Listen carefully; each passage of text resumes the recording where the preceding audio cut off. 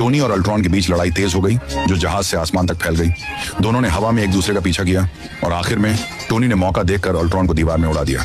जैसे ही वह उसे खत्म करने वाला था, अल्ट्रॉन बेफिक्र रहा। उसने टोनी से कहा कि वह अब हर जगह है और उसे याद दिलाया कि उसे डॉक्टर बैनर की चिंता करनी चाहिए। लेकिन जैसे ही उसने बोलना खत्म किया, टोनी ने उसे टुकड़े टुकड़े कर दिया। इस बीच बैनर बेकाबू हल्क में बदल गया था, जिसने पूरे शहर में तबाही मचा दी थी। टोनी को तुरंत वेरोनिका को एक्टिवेट करना पड़ा, जिसे हल्क बस्टर आर्मर भी कहा जाता है। सबसे पहले चारों तरफ से कई स्टील प्लेटें नीचे आईं, हल्क को घेर लिया और 1,00,000 वोल्ट छोड़े।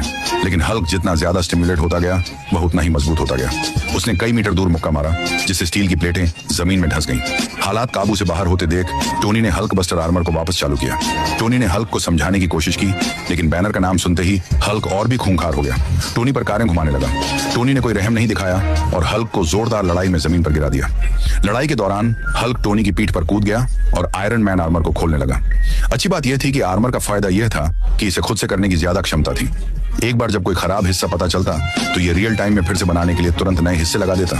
फिर से बनाए गए आर्मर ने हल्क के साथ वार किए। इससे जो शॉकवेव पैदा हुई, उसने देखने वालों को तुरंत उलट दिया। फिर टोनी ने हल्क को जमीन पर पटक दिया और कई बार की। फिर टोनी ने हल्क को पकड़ा, उसे एक सुनसान जगह पर ले जाने का इरादा किया, लेकिन हल्क पलट गया और दोनों एक ऑफिस की बिल्डिंग से टकरा गए।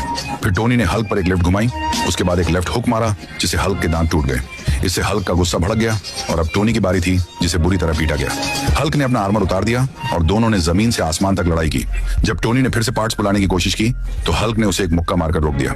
हताशा में टोनी को हल्क को होश में लाने के लिए अपनी सुपर पावर का इस्तेमाल करना पड़ा।